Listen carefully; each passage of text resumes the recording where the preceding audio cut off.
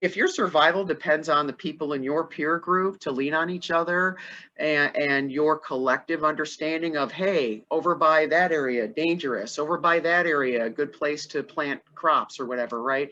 Then you want people to be rewarded for receiving information and then putting it to good use in good faith, but to the benefit of all, right? The shared responsibility. And they managed to even break that idea that we don't owe, that rigid independence, the rugged individualism, all of that is just part of this toxic stew.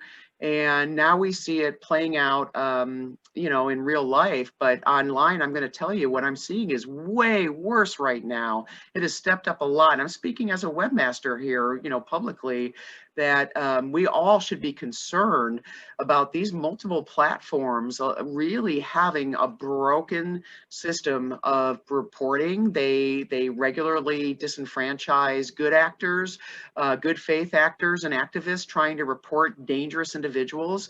And we know throughout the last several years that even when people have repeatedly reported groups that are white nationalist, fascist, or otherwise dangerous, sorry, I just unplugged my laptop, and that's going to be problematic in about 15 minutes if I don't do something about that.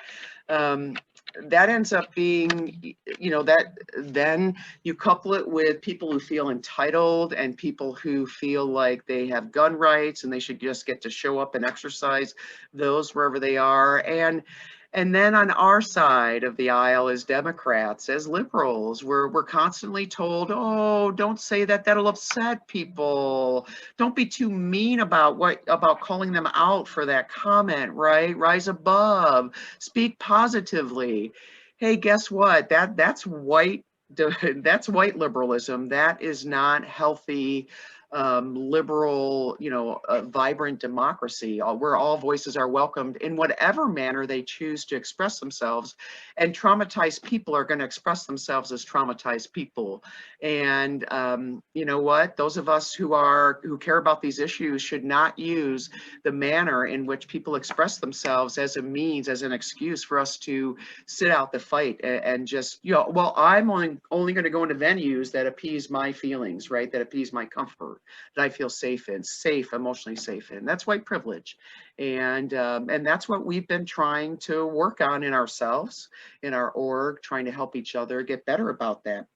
So I'd like to give just 5 minutes to anyone who'd like to speak a little bit about your concerns about DC and also what you're seeing in the community or what you're hearing. So if anyone would like to at this point, let's open that up for that. Essie, would you like to speak? Not right now.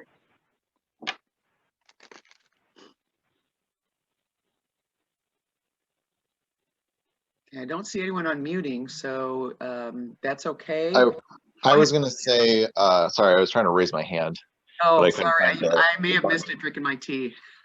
No, I couldn't find the button. But yeah, I'm on the core team of Our Revolution Illinois downstate, and we've been doing candidate interviews.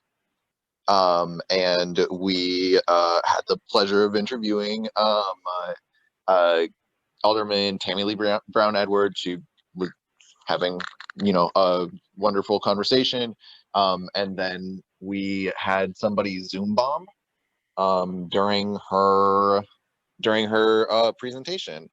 And that was very disruptive to the whole meeting and like the other candidates that we had there as well. But like, as someone who knows Tammie Leigh and has worked with her in the past, and she's like been like visibly treated poorly by like both citizens and like her fellow city council members. Like, it was like, I did worry that, whether it was targeted specifically against her, whether it just happened to be when she spoke, or what. So, and given the harassment that she has gotten in Macomb, I'm worried that it was like a targeted attack against her. And we should have a high index of suspicion at this point that when they target Black folks, it's on the person targeting to prove that it's not them being a racist jerk, right? And that's what an investigation should reveal. Yeah, it was very, like, it was harassment at the very, very least. Without, we don't want to reveal the photos, but there was definite misogynistic attacks. There was Yes. taking screenshots and drawing just despicable things on her visage. That is a hate crime until investigated and proven otherwise. And that is happening more and more. And I want to mirror that with what we're seeing. So several of our Black women in our org and in our community now are being targeted online. And we think it's, you know, we don't know if it's just because of their participation. Apparently just for them ever just being online seems to be enough. And they're being targeted by people in West Central Illinois to basically mock them and, you know, just follow them online and treat them like just awful, reprehensible. And this is something to put on the list of asks. And then Sam, if you wouldn't mind adding this to our list for tonight, we really need legislation that makes multi-platform or multi-site targeting a felony.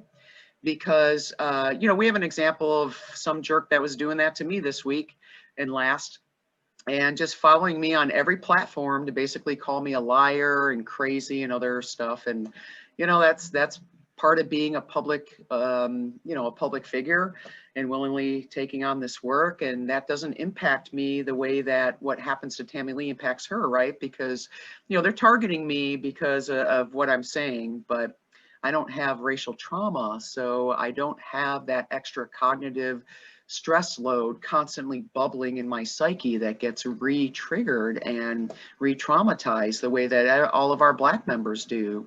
And there's no provision for doing anything unless someone crosses the line. But even when we send dozens of people to report on these posts, you know, mostly doesn't violate community standards, and those community standards must be written to the benefit of the you know, white supremacist patriarchy is what I can tell, the straight cis het white supremacist patriarchy. And it really thwarts the ability for us as a general community online to be able to self-police. And to me, that's what makes it so undemocratic. So when they say, no problem, Sam. So when they say that they can't do anything about that, that's not true. They just put a value on it because, you know, patriarchy actually is a way of allowing a lot of internet commerce to go on, right? Patriarchy enables the illegal porn industry, the trafficking industry, drug use. You know, it allows people sharing them of movies because it's, you know, far too many men in power who refuse to step up and help us vote for better protections, and not just men, right? But we just don't have enough women in power.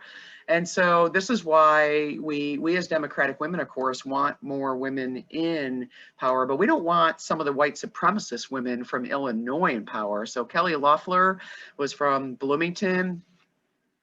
Good riddance. Glad that she is no longer going to be, you know, having that platform to do what she was doing. And then is it Mary Miller? My brain doesn't even want to remember her name because that was, yeah, that, I'm sorry, but I'm not sorry. Nazi sympathizers should not be permitted in public office. She needs to resign right now. Her despicable comments and her despicable comments from her husband, really should be investigated as sedition. And I'm ashamed that they're from our state and that people like this can run and win. That's a high watermark on our culture, right? I mean, that's where, and our marginalized people are drowning below that. And where are our people to call this stuff out? So Any further comments on DC before we move on to some of these other issues? Okay. I was gonna say, I would like to really draw parallel, well, not parallels, but differences between the police enforcement there versus the police enforcement of our own protests, and just how there were so many. I mean, they're all corrupt, but sorry, but A corrupt just the leadership fact, is a corrupt department. yeah, Even if there's good and officers, they have no power.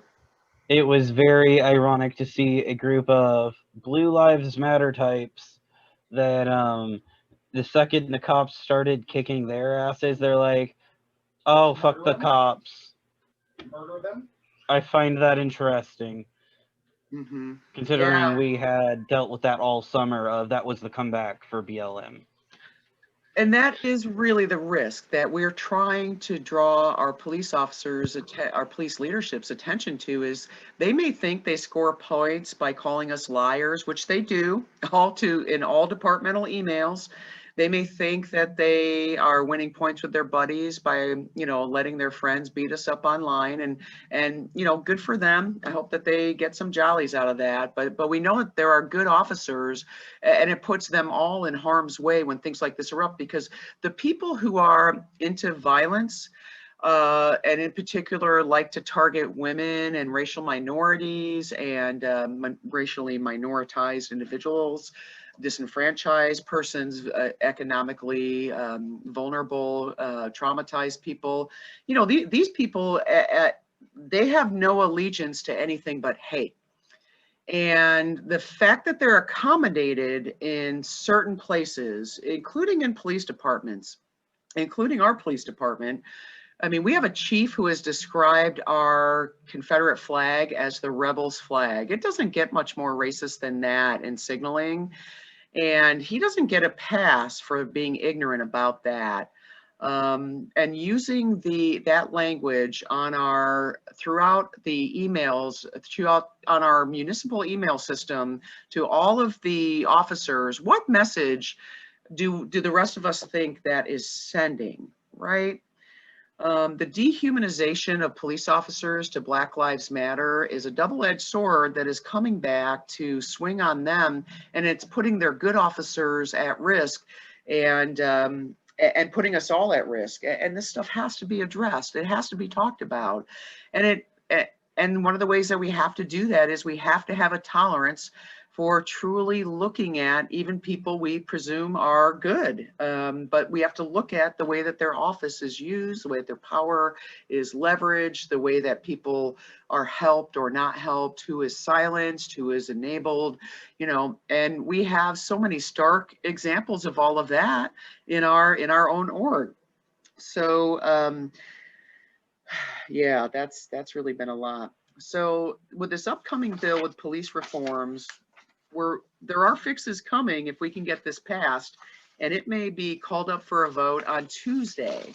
And this is interesting. I'm just going to read it out here just off the top of my head. And this is from, let's see, it's going to create a Deaths in Custody Act, which we definitely need that. And I don't have the details of this.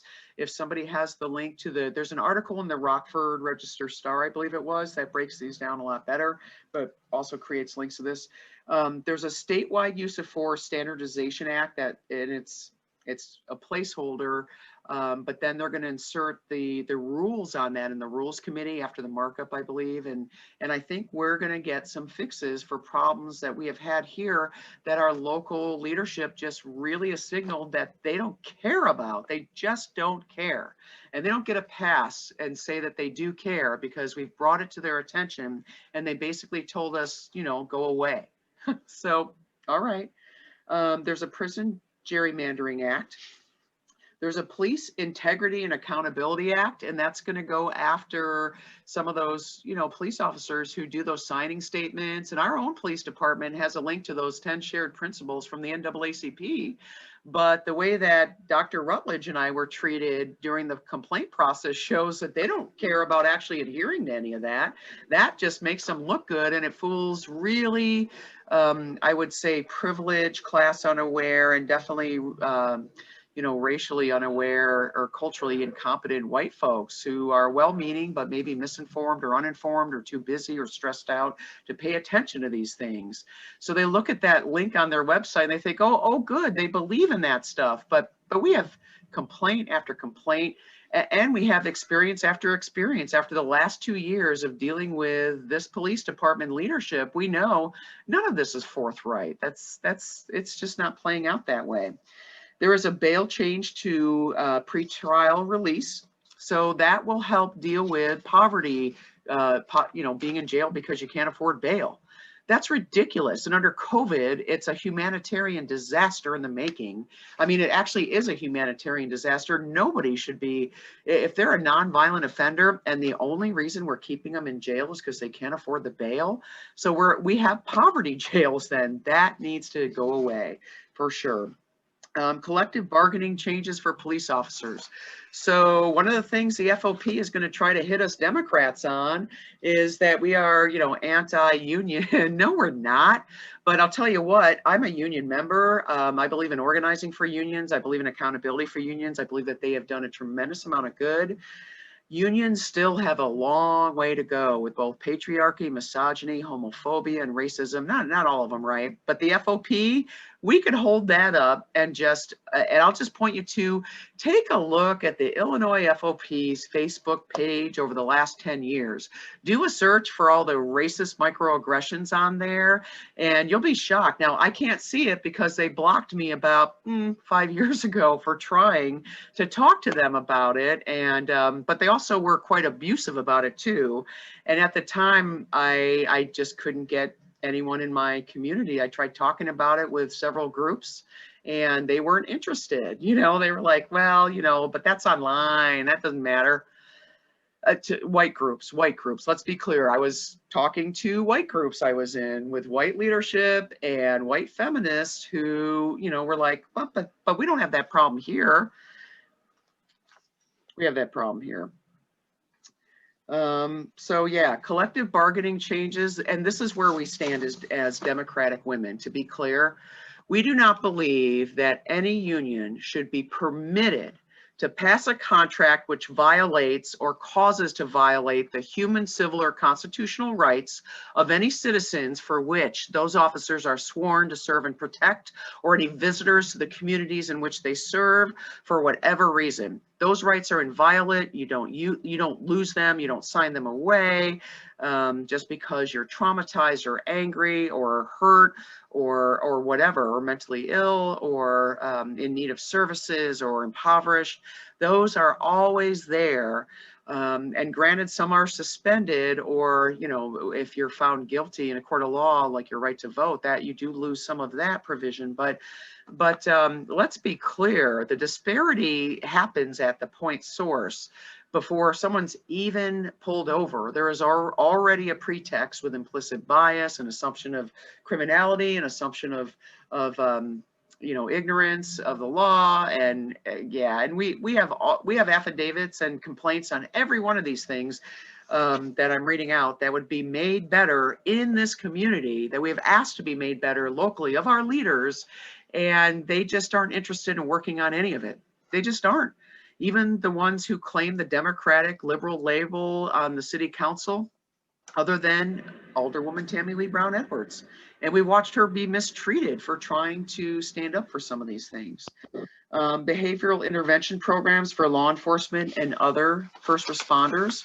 But, and to be clear, we also do need a lot more social workers, and they shouldn't be employed by police departments. They should be employed by municipalities to respond as adjuncts with our police officers, but they should be independent witnesses, and they should be probably state or federal employees and protected so that they can whistleblow on the municipalities if the municipalities are refusing to take action or protect people from abusive officers or anyone else who is sworn to serve and protect or is employed using tax dollars. And so I certainly hope that we see some of that in there. Now, there's going to be a new Attorney General Act that's going to sound real familiar to our team. This is amended to create powers to investigate and prosecute civil cases, okay, for pattern or practice conduct by officers which deprive people of civil rights. Let's hope that passes. That would be fabulous. And also now they're going after no need for signed witness affidavits to file complaints against Illinois state troopers. All the racist Illinois state troopers have posted their crap on our pages. This is for them, right? And we need to be able to hold them accountable. But when they target people online, we have so many retired Illinois state troopers targeting our Black folks online, targeting our pages online with their despicable, racist, homophobic, misogynistic BS. It's despicable. I'm ashamed that I trained so many of them. I'm ashamed that I thought so many of them were good people until they proved what they were. And that's a problem. And let's hope that this helps, because if people don't have to state that, oh, I have all my facts 100% straight and I'm willing to sign this in a court of law, people should be able to submit anonymous complaints to at least put on a supervisor's radar and the state's radar. Hey, we're getting a lot of anonymous complaints that say this officer is having unfettered access to video cameras in housing, that the person who is the executive director in housing doesn't even require them to have any, right, wink, wink. I mean, and I am bringing up some things that locally these things would help. So limits and prohibitions on military surplus and policing, and we don't get a lot of that here. That tends to go more towards larger cities. But even then, if you wonder how they got all that, militarized stuff, well, military contractors want to resell that benefits or stuff that they didn't use. Now, here's one. We have that stuff here too, Heather. Yeah, we don't have a lot. Believe it or not. Right. We don't have a lot of it in McDonough County. And that's because, yeah, I mean, we have like a Humvee and, their SWAT gear because they think they need it, but it's Havana. Well, and they used it on WIU students a few years ago, right? Up on the on that party. So, yeah, they don't need that stuff. But here's one that's near and dear to my heart. Preventing retaliation against whistleblowers. Wouldn't that be lovely? Also, can't destroy police misconduct records, so that'll follow them for life, as it should. Mental health screening standards for officers in training or probationary officers. A police misconduct database that crosses jurisdictions. So you can't have a police officer who is just plain abusive to us, like Deputy Burnham was, and now he's retiring out and he's going to go to the sheriff's department where there's way less oversight. Good for him. Yeah, let's try to do something about that. New education and training standards for use of force, de-escalation tactics, etc. All officers must wear body-worn cameras. So those would have had to be paid for by municipalities. But I really hope all the people who dug in their pockets and donated for that effort here take a good hard look at themselves and ask, could that money have been maybe given to some of the victims of some of our police? Or anything else that would have benefited our Black community? But whatever. Another one, Illinois State Police shall participate, shall, not may, not can, well now shall participate in the FBI National Use of Force database. Why? We need data. We need data points. We need data collection. We can't study things without that data, and that's what that's for. Also, moderate, mods to Uniform Police Officer Disciplinary Act, removing the barriers to reporting. That right there would help us locally, because right now we showed that police complaint procedure is absolutely at best adversarial, traumatizing, unprofessional, and really quite just awful. And this is over a year after we asked Mayor Inman and the entire city council to even look at that. A year after Dr. Rutledge, Verna, our VP, Verna Parkins, and Becky Danner met in the library with Mayor Inman and Gail Carper about our concerns about this, and they told us that they were happy with the way that Chief Barker ran the department and there was no problems. And now we find out, oh yeah, I'm sorry, this is actually over a year after, because that was actually in what, 2019. So yeah, they've had more than enough time to attend to this problem, and they've done nothing. I dropped the link tree to the MPD complaint procedure video and the organizational timeline.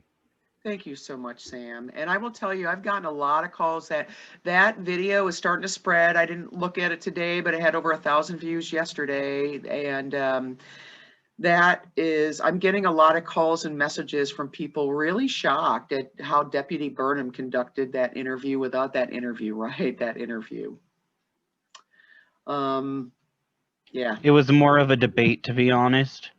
And it shouldn't be a debate. It shouldn't be.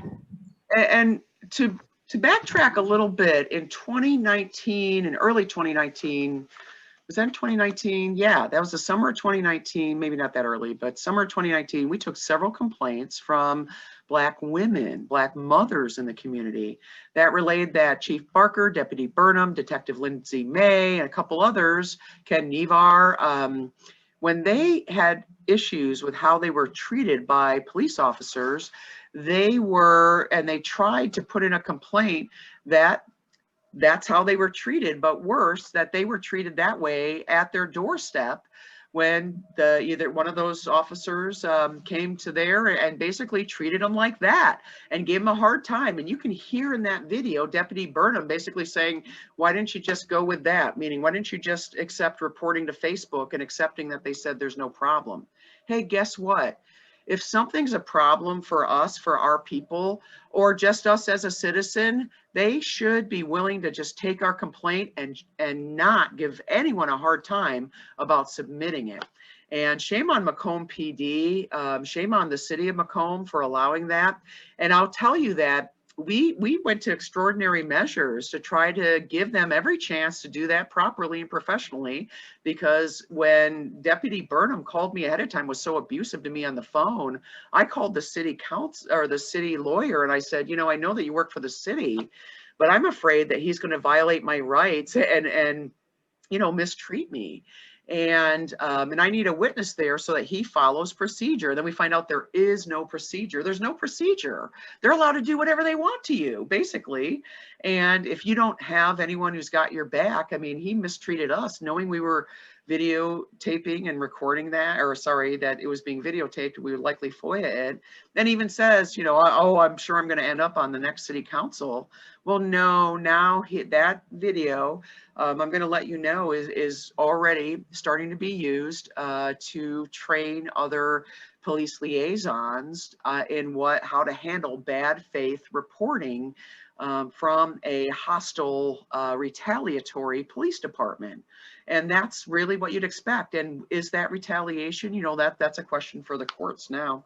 It's going to be anyway. So another one, use of force modifications, felony murder charges. There's going to be changes on that. Resisting arrest can no longer be its own thing to take people to jail, because who do they take to jail? Black folks do that. I mean, That's amazing. That's cute.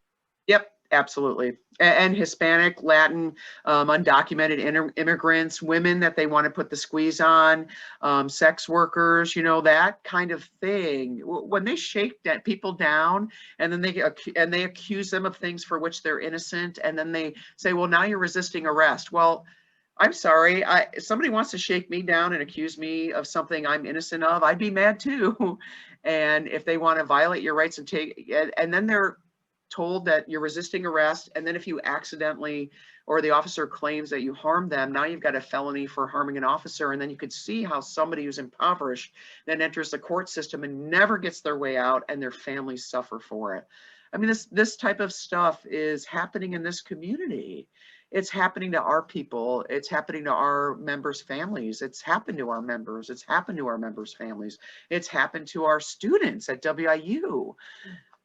These things are just really problematic, and we need to do something about them. And so we stand behind the, pardon me, the Black Caucus, who is pushing this. but also there are many Dems who are behind this as well. And we hope to see some Republicans step up and care about these issues, because these are human rights issues. These are issues for good, transparent democracy.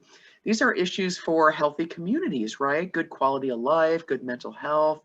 There are so many ways that all of us would benefit from these things being passed.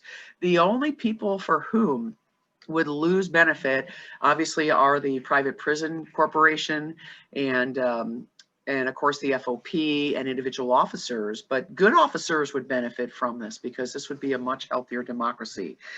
Just some last things on here, the changes to police misconduct laws, right to phone calls when in custody. Yeah, we have to pass that again, because what they've done is they've monetized that, right? That's your private prison industry there, their influence, and of course money making for the jail and the municipalities. They like to charge people and well, I don't want to say that, I'm sorry, that's ableist language. They like to charge them so much that, and this destroys families, this destroys marriages. If somebody is put in custody because they're impoverished and can't get out, I'm sorry, my dog is signaling he has to go out, and you're gonna have to wait, go lay down. I let him out right before this started, so have one of those dogs who just, there's a bunny out there, I'm sure, that he smells or something. So yeah, this is how this stuff begins to get fixed. Use of force in execution of search warrant. They're going to start looking at those and the way that, you know, this is coming right out of Breonna Taylor, but also we have had several of these cases in our community.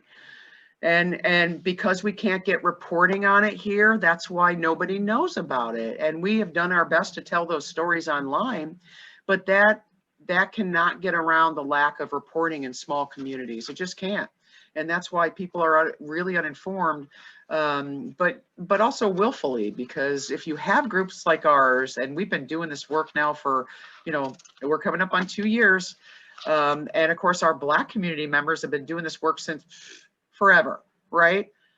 And there's been no allyship in this community for them, to be clear. I mean, we weren't doing it either, so I'm calling us out too as Democrats. We need to work on that. Pre-trial release requirements, pre-trial release statute, and that's mostly just going to be small changes, but fixes to deal with poverty, mental illness, you know, people being in there because they're traumatized and they were highly reactive, but once they calm down, you realize, oh, and to be clear, a lot of resisting arrest cases actually are people who are traumatized and are operating, you know, out of an enlarged brainstem from their PTSD, and so to a real and a perceived threat that has historical racial trauma or lifelong, you know, other trauma as well. But with white people, there's an assumption of, oh, they were just having a bad moment, right? But with Black folks, that's used as a means to lock them up and make money. And that shouldn't be happening. So let's hope that a trauma-informed approach lens gets used in all of this when it gets discussed, so that people understand the importance of passing these and why this is the time and we need to do this. And I want to caution white liberals, you know, if I hear or see one more white liberal saying maybe this isn't the time and imperils all the other bills, you know what? People are dying in our, you know, people are in harm's way in our community. People have been harmed in our community. This is not only the time, it's long past time. So let's all get behind it and just push. And that's our official position as an org. Sentencing reforms on credits so people can get out earlier, and changes to the Crime Victim Compensation Act. And these are all things that are useful and necessary. And we certainly hope to see that pass, and they're going to be calling for witness slips. So let's hope people do that. Joey, sweetie, you're going to have to wait just 2 minutes and then I'll start another discussion. So Sam or Emiliano, would you be willing to talk a little bit? I have it in the notes there about what happened with the county clerk when we went to the Law and Legal Committee while I let Joey out. Or Dr. Rutledge. Go ahead. Heather, I want to say something with regard to that meeting you had with Burma. Sounds good. I'm going to let Joey up, but I'm listening. He didn't. I was not given any opportunity to engage in that discussion at all. I was only there as a witness. I did not say anything because he stated that that was a meeting between you and him.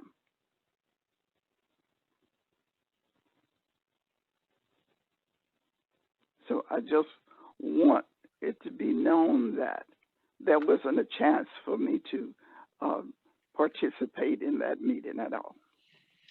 Yeah, the conditions that he set, he even said, nope, you're not here to talk about policy and procedure. You could talk to the chief about that. Really? As a tax-paying citizen, I don't have a right to talk about anything I want to talk about in that complaint. When we submit our complaint, Dr. Rutledge doesn't have the right to speak. And then he called her and me by our first names. I'm not friends with Deputy Burnham. So that, and I will tell you that I have not allowed a man to use my name at me that way in probably 15 or 20 years. I wouldn't have sat for that, other than we needed to show it. Because when our black women, not just our black women, but our black community members, our black students told us that's how they get treated when they have complaints about the police, we just believed them. So for us, you know, we start by believing as allies, and then we look at, okay, now it's how do we make that visible in a way that our white community members would be able to accurately perceive the way that happens, and then begin to look at both the enabling structures, the pretext, the sub narratives that are going on, who has the power, who has levers that can be marshaled or pushed in a way that would help people. But we weren't able to do any of that, right? It was just, you will, if you want to submit a complaint, you will, you know, have very narrow guidelines. You're not going to have any opportunity to do any of this other stuff. And that's just not the way it should happen, but we're glad we got it on video, and I'm glad I'm hopefully never going to have to go through that again. So let's see. Now there is I was just gonna say, going back to what Essie was saying of she didn't even have a chance to talk. At one point, Burnham says something of, we can't have a bunch of people in here throwing their 2 cents in. And I just thought, you know, Dr. Rutledge had not said a single word that entire time, other than it was cold in there, for which he gave her a hard time for at the beginning and the end. So he said what? He gave you a hard time, and he said, come on, Essie, you've got your coat on. That's a minimizing, and what he should have apologized for the state of that room. It was cold and it stunk, and it was too small and unsafe for us. And he had to sit way too close, and he set that up to make it. I mean, when we asked for a better, a trauma-informed, COVID compliant space, he wouldn't make any concessions on that at all. That's not okay. Yeah. Also, Liz had some comments, but she said she couldn't talk right now. I can read it for you if you'd like. Yeah, please do. So her comment is, so far he seems patronizing and dismissive. It shows what Burnham was prioritizing, taking the time to address the complaint being issued. McMeekin was given the remainder of the workday off to take the time to address this issue with Burnham, who clearly seemed too busy to deal with this in the first place. On that note, why did he still meet with McMeekin and Dr. Rutledge if he knew he was this busy? And why didn't he mention this to them in the beginning so that they could rearrange a better time to meet? If he was truly busy, he should have made that clear from the beginning. Thank you. Well, and so this is interesting. Well, I didn't get the impression that it was he was too busy. I got the impression that if he has set a meeting with someone, that they were not given the freedom to bring someone with them. They could be there, but not participate. So it was just that I was there. And any meeting involving anything about issues regarding racial justice or what have you, it is always recommended that you take someone along so they can witness what is said, because the person whom you might be addressing will generally have someone with them. And so I feel that it's always good to have another set of eyes and ears to really witness what went on. But that meeting was not that meeting did not involve me. No. I was not given permission to respond to anything that was said. And that was despicable. And now, to be clear on this, I don't know for sure if I messed up the time or not that we were supposed to meet, because I asked specifically to only hear from them via email, so it would be in writing. So the day before, though, he called me and I unwisely answered the phone, and it was him, and he was so rude to me that I'm not sure that I thought, I mean, that's what I had written down was 12 o'clock, but then he claims that that was the wrong time, and I may have gotten that wrong. However, I had asked both Essie and the city attorney to be there for that time. And since we were there, you know, clearly it just wasn't a priority for him. But if it, you know, if I messed that up, that's on me. But if I didn't mess that up, then I want to point out that that's a tactic in interrogation. Making you feel rushed pushes your anxiety buttons. And that is a way of, you know, that's an abusive tactic used. So, and maybe he didn't mean it as a tactic, but then he was pretty incensed that I had invited the city attorney, but I invited the city attorney to look out for the city's rights, because I was worried that he was going to do something for which would violate my rights or the rights of our org. And I'm pretty sure that happened multiple times in that. And then now we've got a legal problem, right? If I chose to go that route. But for me, it's about fixing this process. But I'll tell you what, I'm not putting up with, now that we got the FOIAs back showing that they call me a liar to the entire department. Yeah, I guess I'm going to be filing personally with the Illinois Human Rights Commission on that one, because I'm a, you know, I'm a disabled person. I have rights under the ADA. I signaled what those, you know, what reasonable accommodations would be, and he just ignored all of them. And on top of that, used intentionally traumatizing or unintentionally. And I don't believe any of it's unintentional. He's able to act fine in public, right? He's able to act fine with his friends and family, and all those people back the blue, you know, just, ooh, get behind him, come together. He's fine with all of them. So they assume that he's that way. And this is a white privilege, class privilege kind of pretext or cognitive bias that we have, where we assume how white people are, or any person, how they behave with us is how they reliably behave with other groups of people. And that is not something that any of us should ever make assumptions about anyone else. The only way that we can trust how someone behaves in public office is by transparently having proper training, oversight, transparency, complaint process, and be able to talk about these things and be able to report things that are of concern, and then have that reporting inform an actual process tied to both accountability and investigation, and then whatever comes out of that, accountability or whatever that might be. And accountability is not always, you know, jail or lawsuit. Like sometimes it's just more training, or sometimes it might be time off, or maybe somebody needs to get some mental health therapy for vicarious trauma. And we know that police officers are at high risk of that.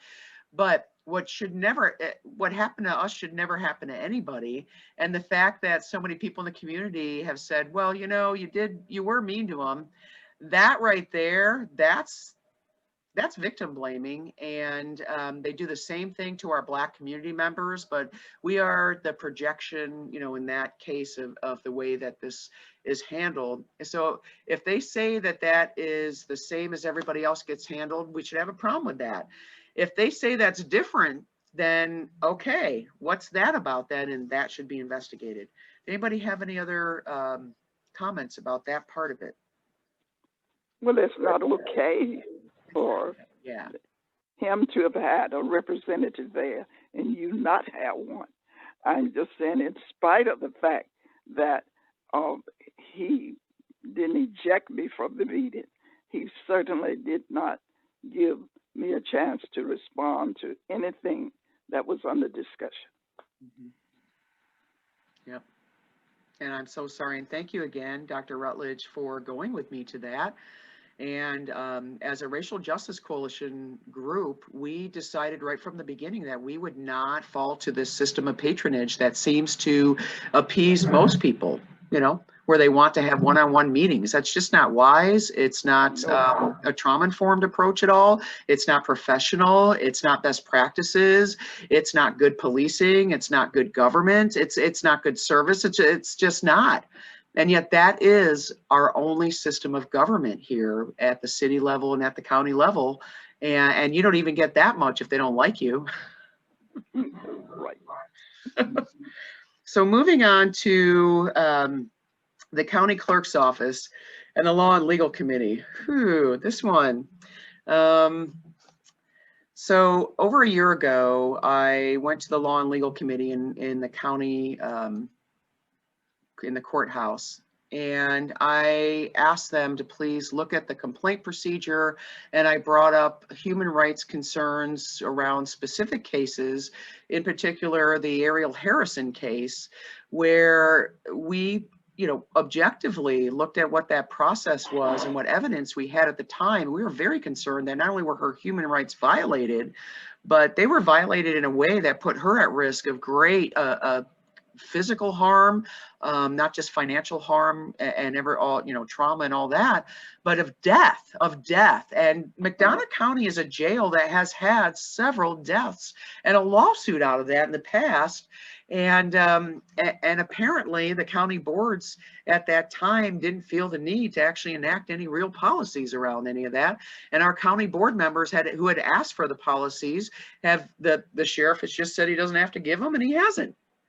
So in December, county board member Michael Kirby, who had attended several of our events and has been on our racial justice town hall, and did ask the sheriff's department, please bring us the complaint policy and procedure and let us look at it as county board members, and we want it on the record. So we went to the Law and Legal Committee last Monday. Was it Monday night when all that stuff, so much craziness local everywhere. And I spoke there about our concerns, and some of you were there witnessing that. But the only reporter on at the time didn't make notes, and he wasn't recording. And worse, we weren't permitted to record either, which, by the way, Gretchen DeJanes was the person running that meeting. She's the county clerk. And the Illinois Attorney General says that they cannot prevent us from recording. That is a violation of the Open Meetings Act.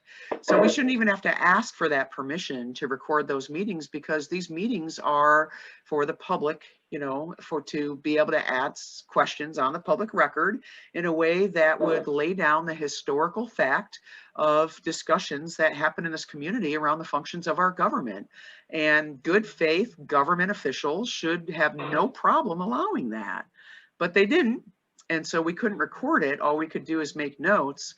And so I contacted editor Michelle Langout about my concerns, and I did what I usually do and just asked, would you please, you know, review that, or have one of your reporters review that and just see if there might be some concerns that were brought up that were just missed, or, you know, just for whatever reason left out of the article.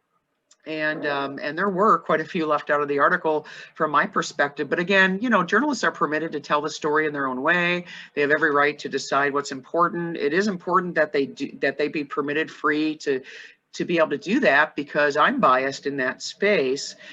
But when people bring up allegations of crimes done to them, or human, civil, or constitutional rights violations, and then you have a reporter who also is friends with many of the people on that committee and many of the people being accused of these rights violations. And then that reporter writes the story in a way that either does not even draw attention to it or doesn't bury it.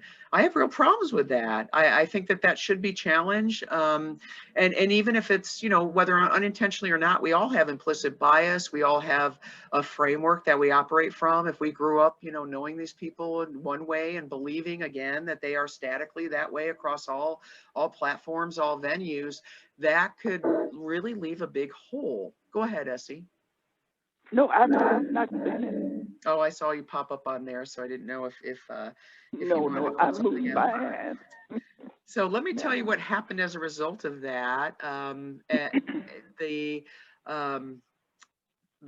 county clerk decided for whatever reason that she didn't want to release that, I guess, and instructed her person in her office to basically tell the editor of The Voice that she'd now have to FOIA that information that previously all these years had just been freely available, and that is certainly her right to do that. And one could make a case that maybe you should do that, so you have an idea of who has concerns, so that if something does happen later on, you would then be able to go back and say, hey, you had questions about that incident, and now we've made this determination. Let's go back and email everybody who FOIA'd that, right? I mean, so there are legit reasons to ask for, that.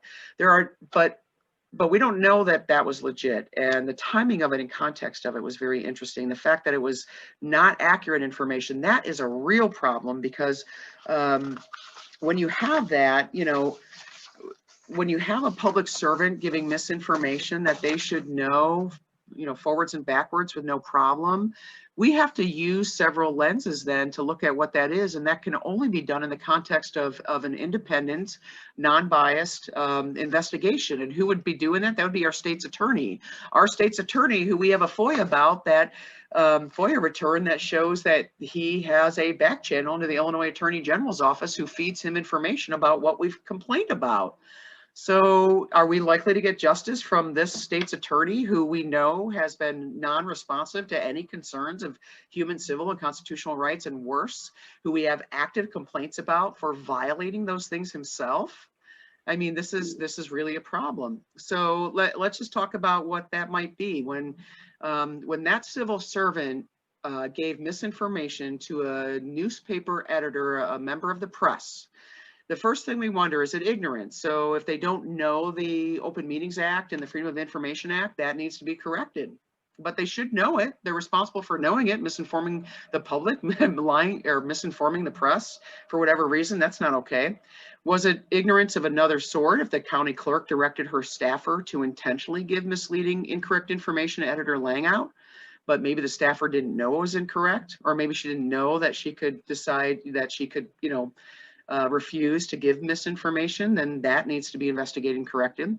Was there collusion between the two of them? And if so, what was the motive? If the staffer knew it was incorrect and did it anyway, that should be investigated, and so should the county clerk for directing her to do that. If the county clerk was directing her to do that, which now it's her word against her staffer's word. And this is how good faith public servants sometimes get caught up in corruption unintentionally, because if they don't know their job, or maybe they trust the person above them, but that person maybe is mistaken or not acting in good faith, or for whatever reason gives them misinformation and directs them to do this, and this is a public harm, it's a misdemeanor at best. At best, then that's something different that should be investigated as well. Does this rise to obstruction of justice or First Amendment violations? Because the possibility that misinformation or disinformation was given to thwart journalistic inquiry, that should never happen. Like that should never be happening here. Was there obstruction of justice with intent to hide a crime? Like if there's any collusion between, let's say that the county clerk actually had a conversation about the Ariel Harrison case and thought, well, we don't want that investigated because I know those guys are good.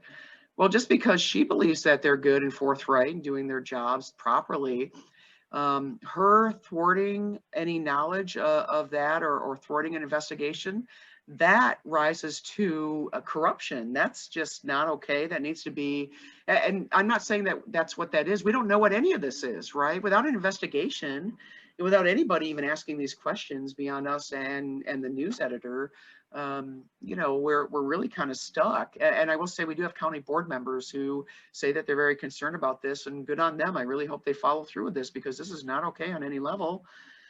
But you know, the possibility that this was possibly done in retaliation on Editor Langout for her coverage of an alleged case of racial, you know, racist voter disenfranchisement by this county clerk. Retaliation is a different crime entirely.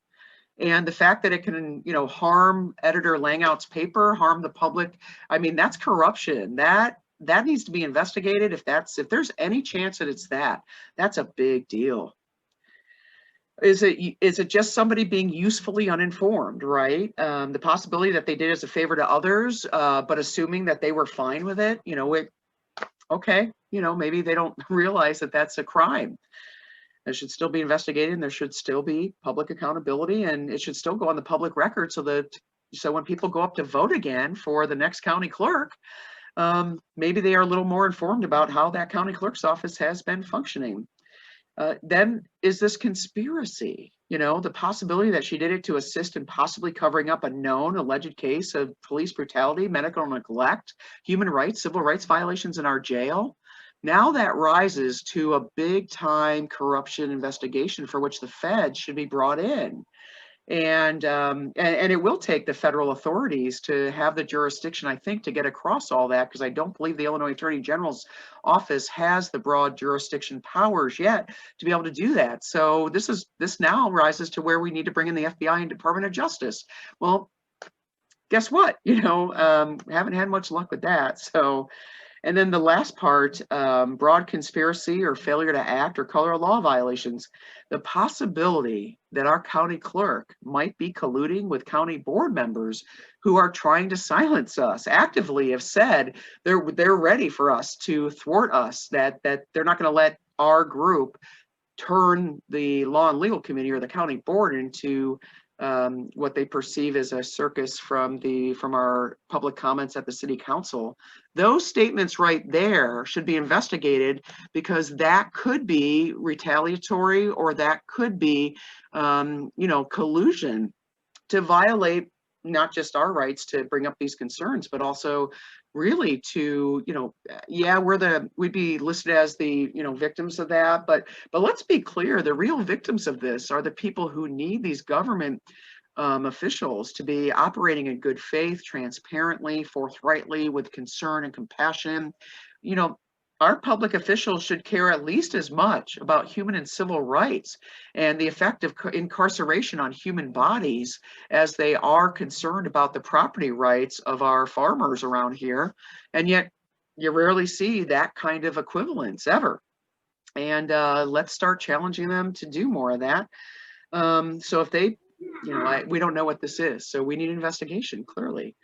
The timing, disinformation, and context under which the county clerk's strange conduct around the Open Meetings Act and FOIA, or her office's strange conduct, requiring now FOIAs and then denying those, or trying to stretch them out long past when the act says that they should be accommodated so that they don't miss blow the news cycle. So the newspaper is thwarted from actually reporting on it in a timely manner, which then puts them at risk of people being angry and then wanting to, you know, well, you took too long. That was last week's news. You know, that's not fair to do to our members of our press.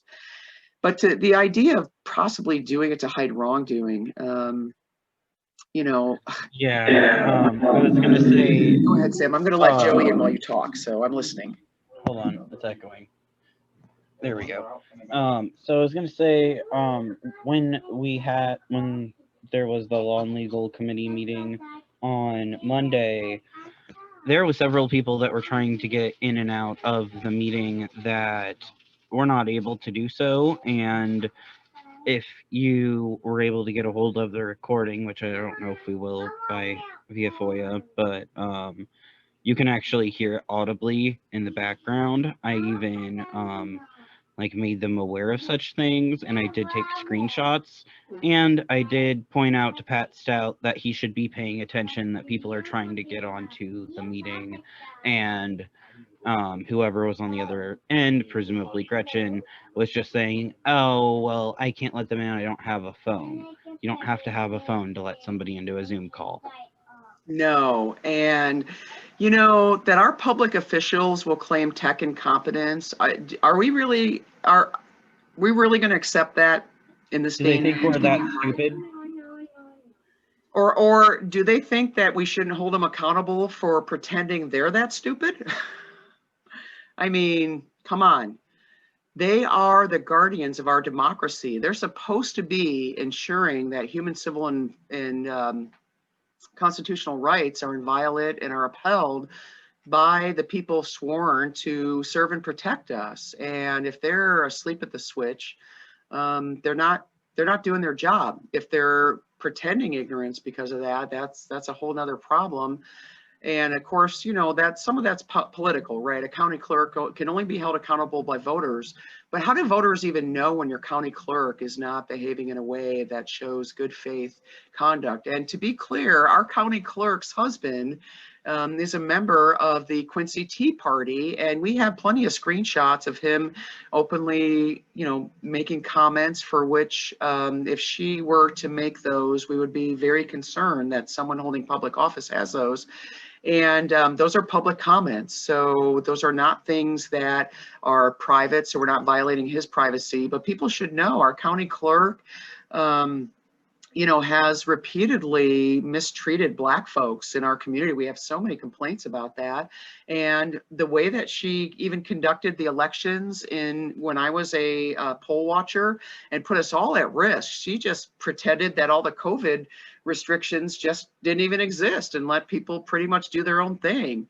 And it put us all at risk of you know, catching COVID in there. And I'm still angry about that. And of course, our party just kind of rolled over and didn't really challenge that.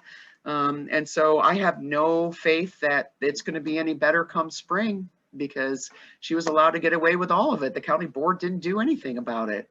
So, you know, these problems are obviously, this is why the fact that we can bring up these issues to our elected officials and they can yawn and just roll their eyes and look the other way. You know, most of them are Republicans, but there are plenty on there who are what I would consider moderate Republicans, but they do care about human and civil rights, and they are listening and they are concerned. But are they being informed, right? So when the sheriff is able to just, hey, I know you asked for that paperwork a year ago. I know you asked for it on the record last month. I'll just get it to you next month or sometime. There's just no accountability for any of that. And that's really problematic, because we are bringing up very serious issues here for which we taxpayers, to be clear, are financially liable. But also, you know, as a person of compassion, a person who cares about human rights, who has empathy for people who find themselves incarcerated, even temporarily, you know, these things are of a concern, because nobody should be treated the way that some of our people are relaying they get treated. And we're seeing the way that they are, the meta of this, really, the bigger story is, everybody said, well, we don't see the problem, so we made the problem visible. And now they're saying, oh, no, you shut up and go away. We don't want to know about the problem. So we shove it in their face by repeatedly coming back. Okay, you're the problem. Let's marshal all of the power against you and try to have our friends talk negative about you and project it and make it all about you being a bad person, or a liar or whatever. And most of our white community appears happy to go along with that. And that, you know, that right there is a lack of voter education. It's lack of civics understanding. It really is. And it's also, at its very face, you know, this is a very white community, right? But we are not preparing the children of our community to be able to be good faith, you know, civil, decent human beings as citizens of a global community, because they have no way of even seeing leaders acting in good faith at this point, acting forthrightly with very few exceptions. And Michael Kirby is one of them. You know, this man is now being abused. I'm going to point out something else that's interesting. You know, Michael Kirby is one of those people that's friends with a lot of the people on the board. So one would think if they were good faith actors that he should, presumably as a county board member, he's representing real people who voted for him. He should be able to ask for things like policies and procedures. And what shouldn't happen is our sheriff, you know, basically mistreating. And to be clear, our sheriff has mistreated not just several of our county officials, but has mistreated journalists, has done abuse of power, at the very least should be investigated for intimidation and threats he has made. And he does not belong in power. Nobody should be trusting this man. And Sheriff Pettigrew is just as awful as they come of a public servant. And I have no problem stating that on the record, and I'll state it under oath. We've taken more than enough complaints, but we have real examples that our org has been put through just trying to get this stuff on the public record. And that man has misused his power and repeatedly, and we hope that he gets held accountable. And if a lot of this stuff passes and we have, you know, hopefully we have the political will to do the right thing, because the time for this legislation is long past. We need it here. And even then it won't help us until it comes into being next year. But then if any of this nonsense were to happen after that, we would be able to actually have some levers at the state level to get around our local community corruption, silencing, racism, whataboutism, victim blaming, projection, misogyny, homophobia, back the blue nonsense that we have in this community as this cultural stew that, quite frankly, is just toxic for our community members. And if we do not turn this around, if we wouldn't have to work so hard on our org if we could just get 20 other white liberals of class privilege from the university to step up and be vocal and put things on the public record and join our cries, we all would not be suffering the amount of trauma that we are to do this work. But we are here for it. But you should all know we have every right to be angry about that, because all those people claim they were good people, all those people who signed those signing statements, and then we bring the evidence to them and they still dismiss it as being, oh, well, we need more, we're not comfortable doing anything. Go ahead, Essie. Essie, did you want to talk about that? I saw you. No. I'm kind of on a roll here, so. My son is on the phone. Gotcha. I will apologize. My dog he gets anxious when I'm angry, and he can tell I'm angry, and so he's kind of chewing his toenails. It's so gross. I have a great dog. All right, so now back on to the FOIAs. All right, the FOIAs that we haven't even gone over yet. And Sam, I gotta admit, I could not find where we left off last time, and my brain does not want me to. To be clear, these are very hard because there's so many negative comments about me, calling me, well, do you have any let's see, we'll pull up just some off the top of the head, off the top. Where is that? Sorry, wrong stack. Yeah, let me see if I can pull it up. Sorry if you hear my child in the background. No problem. Between my dog chewing on himself and, oh yeah, here is, let's see. I know there's a bunch of the FOIAs in the timeline, at least, like in the appendix. Thank you so much for that. Here's one from Kurt Barker, dated Thursday, July 2nd. This was after we went there and talked about how they weren't protecting us adequately. And so he sent this, and it said, everyone, we sent out the 4th of July media release and posted it to Facebook. We also sent a notice to media advising them that we would resume briefings Monday morning. Before I read any more of this, let me just state, they stopped holding briefings when the newspaper journalists started asking them tough follow-up questions about a lot of their reports. They used to just take whatever they said and just print it. thankfully, and shout out to Macomb news editor Michelle Langout for being the first news editor of our local paper to interrupt that. Michelle, would you like to raise my hand, actually? Go right ahead. Okay. I just want to actually, if you don't mind, I'm going to correct you just a little bit. Please do. Anything I don't have right, correct it. Right. I have to say that the reason for their not having briefings, it coincided, a lot of it coincided with the onset of the pandemic. We also, it was later on in the year that our correspondent, excuse me, Spencer Faust was the one who was covering the police. He ended up moving with his fiance, I believe, out of town, out of the area. And so I really didn't have anybody to replace him at the time. And, so I can't say what his motives were, but I will say that my relationship with police, both in the sheriff's department, I would say not all the police, but the sheriff's department and both Chief Kurt Barker and Deputy Chief Burnham, well, it can be adversarial, just say that.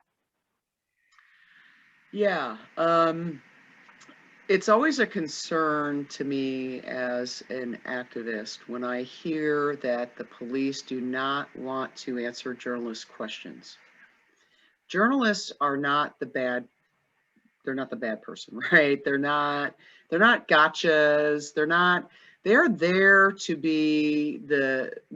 be our eyes and ears of our democracy, to ensure that what gets laid down in public sentiment, which informs our democracy, our voters, our public servants, are objective facts that are investigated and properly vetted, because, obviously those of us who are working on issues, we are biased and we have the way that we want things to be seen, and we make mistakes. But over the past, year and a half, the people who report on our local police, they don't report on any of our things, right? We as far as Tri-States Public Radio, you won't see anything that we brought up, and that timeline of our functions, our actions, our events is over 23 pages long, and you'll find fewer than a handful, and not since summer of 2019, anything in our local national public radio station. That is interesting, but they will, they'll show up for the signing statements, and they'll show up for things for which people are standing up and, putting their name up saying they care about things. But for the stuff that we're doing, we just can't get any attention their way. And that's also true. And even when we do get some reporters' attention, then we have problems with what appears to be, just kind of, I would say, light reporting, not a lot of facts in there, or directly misquoting us, or mischaracterizing arguments, or mischaracterizing points. And at what point is it mischaracterization by accident? Or if you're not recording things and you're not writing them down, yeah, you're going to get stuff wrong. But is that really how a reporter should be functioning when they're overseeing a law and legal committee reporting? I'm new to this, so, and I certainly am no journalist, but I do have concerns, because our journalists are there to tell the story of what they witness, and they're trying to be the people who are in the middle of that and telling the objective fact in a comprehensive timeline that then can inform public sentiment and marshal the eyes and ears of democracy to wrongdoing or to ineffectiveness or government waste. There's a lot of reasons why that's problematic. It's not all racial justice, but for us here in this time, The challenges that we're seeing are before, when we just asked them to report on environmental stuff or, you know, light feminism stuff. Oh, that's fine, right? But the second that we start actually asking hard questions about how our Black community members, Black visitors here, our students are treated, all of a sudden, a lot of our white reporters, especially our white male reporters, just can't be bothered to even give us anything better than an anemic reporting, if they even show up at all. And that's going to continue to be a problem. So let me read the rest of this then. He said the 8 can't wait release will be given Monday morning to them, so we can answer questions if they like. I also did some checking with the AG's office. This is Kurt Barker, our chief. It was advised that if they felt a case was warranted, they would send it to the state's attorney's office to have investigated. So to be clear, you have to have so much egregious details of cases for you to meet that standard. And there often has to be multiple cases, which requires extremely traumatized, impoverished, often disenfranchised individuals to be willing to keep on giving all the evidence needed to meet that criteria. That's really hard to get to. And our cases were dismissed in August erroneously because the paralegal in the Illinois Attorney General's office dismissed them because he did not understand the Illinois Human Rights Act, that there's a provision that allows violations against organizations to file. So he said, yeah, that we dismissed them because you can't file those as an org, you have to file them as individuals. So I asked for them to review that and said, listen, by the way I'm reading it, I don't think that's accurate. Can we please have a determination? And I asked for that to be written, but instead what I got was a phone call late one Friday evening where he said, I'm sorry, you're right, we should have dismissed those, but because they're out of the system, you have to put them back through. Well, at that point, it's months later, and we already have other problems that we're dealing with. And so our leadership team met, and we were like, you know, do we spend the energy refiling, knowing that these people are not getting any help and they might be re-traumatized by the process for really no likely gain? No. So we decided instead to start doing weekly protests, start, you know, showing up at city council and just start putting what we believe on the public record and asking people to look into it. And that's why we made that decision, and it was the right one to do. But he further continues, Chief Barker, so he had said that, you know, that the cases would have been sent to the state's attorney to have investigated. And then he says, I called Matt, right, because he's on a first name basis with our state's attorney, as you would expect. And he said he has not received anything from the Attorney General's office, and his friend that works there, our state's attorney's friend that works in the Illinois Attorney General's office there, back-channeled and said McMeekin was referred to the NAACP, and I was, with her complaints. And again, they're not my complaints, they're complaints from Black community members, who many of whom first went to Byron Odin Shabazz of the NAACP and were told that they wouldn't receive any help, or worse, they weren't even answered back. And the NAACP meeting yesterday was canceled, so I couldn't bring this up then. And I am a member, so I was going to go and, you know, ask for it to be put on the agenda, and then it just was canceled with no notice. So this is why we kind of struggle. So, right, so if that's your org that you're referred to from the Illinois Attorney General's office by, you know, our state's attorney's friend, telling what happened, you know, they have no concern that there's going to be any accountability or help for these people, obviously, at this point. But this is the statement our chief made to Mike Inman, Scott Coker, and Lisa Skelf. So once again, they are making things up. Chief Barker, you are a liar. We are not making things up. You didn't understand the context. But for you to say we're making things up based on your illegal, disreputable, despicable back channel into the Illinois Attorney General's office, now we're at a problem where our org is like, okay, we cannot trust the Illinois Attorney General's office because we don't know who their back channel is, who is revealing details of what we're sending to them. And we sent really vulnerable people there.